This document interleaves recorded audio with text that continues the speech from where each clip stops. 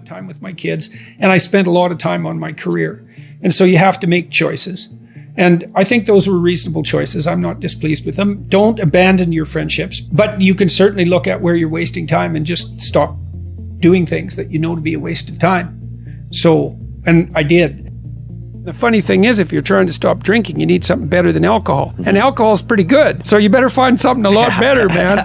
Yeah, and it is. And then estimable people do estimable things. It's like, yeah, well, you want to figure out something that you're doing with your life that's worth not getting drunk and screwing up, because that's fun. I concentrated on my marriage and making time for it.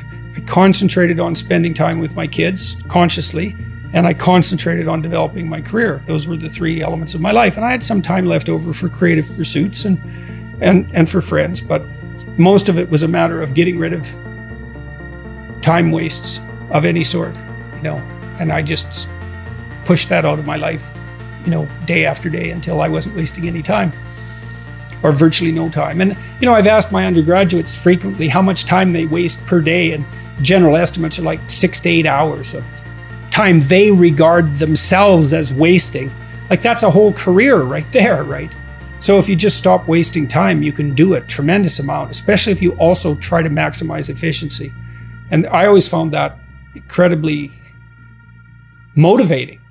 A motivating game. How much can I do in the least amount of time possible? That's fun to try to do that, as far as I'm concerned.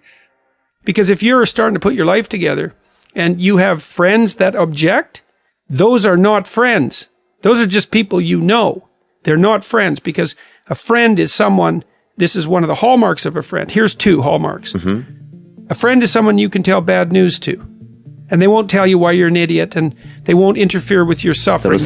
They'll just listen, and maybe they'll suffer along with you. Okay, so you can tell bad news to them, and they won't tell you some worse thing that happened to them.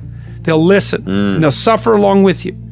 But a friend is also someone you can tell good news to. And the friend will say, wow, in this vale of tears, something good happened to you. Great, man. Congrats. I'm wonderful. It's rare. It's unlikely. Good for you. I hope 10 more things like that happen. And they're not envious, and they're not jealous, and they're not one-upping you. And if you're trying to get your life together, if you're trying to get your life together and your friends get in the way, that's actually real useful for you, because you've now identified who your friends aren't. And you might think, well, I can't give them up. It's like, oh, yes, you can. And not only can you should, and it would be better for them. Because if they're aiming down and they want you going down with them, there's nothing good about what's happening to them, and there's certainly nothing good about that for you.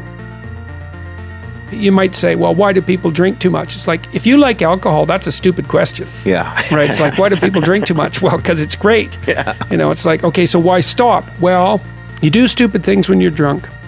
You hurt yourself, you compromise your health, it's really hard on the people around you, you tend to turn into a liar, and it screws up your life. Yeah. It's like, yeah, but it's pretty fun. Yeah, well, it is, but you need something better than that. And what's better isn't being straight and not making mistakes. It's like, that's all prohibition in some sense. What's better is, no, you need an adventure, man. You need to get out there and have something to do. Yeah. And something worth waking up for. And that's the substitute for the addiction. Actually, the addiction is the substitute for that, if truth be known. You need to be afraid of the right thing, and you should be afraid of contaminating your soul with deceit. That's what you should be afraid of. That will definitely do you in, and I know exactly how. What happens is, garbage in, garbage out, the old programmer saying goes, and so you'll fill your head with nonsense and no one will call you on it except you, but you can still that voice if you try hard enough. You just wait until you get in real trouble. One day there'll come a point where you have to make a decision, and the decision is the difference between life and death, or worse, between someone else's life and death, or worse, between health and the suffering that's worse than death. And because you've compromised yourself to such a degree, you will not be able to rely on your judgment, and you will make the mistake you shouldn't make. And then you're done. And that will absolutely happen. Approach it voluntarily. Carefully, but voluntarily. Don't freeze and run away. Explore. Instead, you expose yourself to risk, but you gain knowledge. And you wouldn't have a cortex that, is ridiculously disproportionate if, as a species, we hadn't decided that exploration trumps escape or freezing. It's like we explore. That can make you the master of the situation, so you can be the master of something like fire instead of just being terrified about it. So, and one of the things that's absolutely phenomenally fascinating, I think, is that one of the things that the Hindus do in relationship to Kelly is offer sacrifices.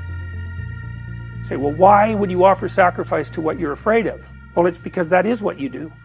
That's always what you do, is you offer up sacrifices to the unknown in the hope that good things will happen to you. So in a sense, you're faced with something terrible. The uncertain future. That faces all of you, right? Something you're afraid of, no doubt. I mean, how many of you are worried about your future?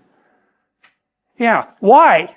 You're all young, you're smart, you're relatively good looking. It's like, what the hell are you worried for? What are you worried about? You have innumerable quasi-autonomous subsystems that make you up that will generate stories impulsively, and you'll just act them out. And you know that because you watch yourself over 2 weeks and you think, Jesus, I did a lot of stupid things in the last 2 weeks. And you think, why? And it's because you're a collection of somewhat random quasi-autonomous personality units, and lacking a leader, they're just going to fire off whenever they want.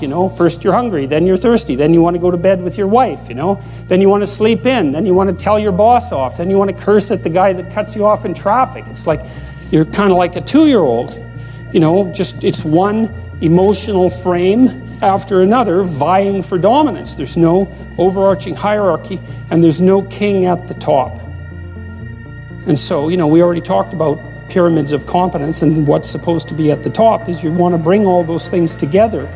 We understand this neurologically. I'll show you some of that in a little bit. We understand this neurologically, how this maps in some sense right onto the neural structure of your being. You want to put something in control, and the thing that you should put in control is the bloody thing that pays attention and learns, right? Everything else in the hierarchy should be subordinate to the thing that pays attention and learns. What advice do you have for a young man in his 20s? Make a plan. Look at what you're interested in. Get disciplined about something. Allow for the possibility that you have something important to contribute to the world, and that the world would be a lesser place without that contribution. Don't be afraid of taking on responsibility. It's where you find what sustains you in your life. You can take on too much responsibility. You have to be cautious in that regard, but that's a less common problem than not taking on enough.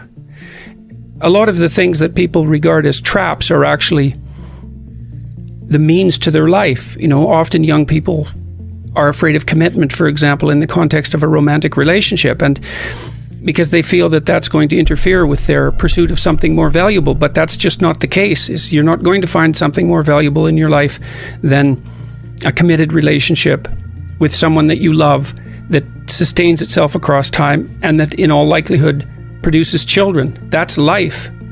And there may be people for whom avoiding that is the better route, but those people are very rare, and you need a real reason to assume that you're one of those people. And hopefully for you, you're not. I've had a very good career, a very meaningful career in multiple dimensions, and it's still been the case for me that the most important part of my life has been my intimate relationship with my wife and my family. So don't be afraid of that, or be afraid of it, but don't let that stop you from pursuing it. Let's be honest, life can get busy. It's hard to find the time to read your growing list of books that you promised you were going to get through this year. What if I told you that you could have all the knowledge your reading list has to offer in 15 minutes? Sounds crazy, right? Well, that's where Blinkist comes in. Blinkist helps you keep up with your reading list by breaking down books into key ideas that are easy to understand. They have a selection of over 5,000 titles from 27 different genres, including recent bestsellers, so you won't miss out on trending titles. Books like Atlas of the Heart by Brené Brown and Atomic Habits by James Clear are all available and ready for you. One way that Blinkist has helped me is providing a way for me to still reach my reading goals for 2022 while maintaining a busy schedule. I love listening to the varieties of titles they have to offer when I'm going to work, school, or the gym. Right now, I'm focusing on my personal development, and I'm listening to The Happy Mind by Kevin Horsley and Louis Forey. It's a book about why people look for happiness in all the wrong places, and even provides ways to find happiness in the right place. Right now, Blinkist has a special offer just for our audience. Click the link in the description to start your 7-day free trial with Blinkist and get 25% off of a premium membership. Don't let your busy schedule hold you back from reaching your reading goals. Let Blinkist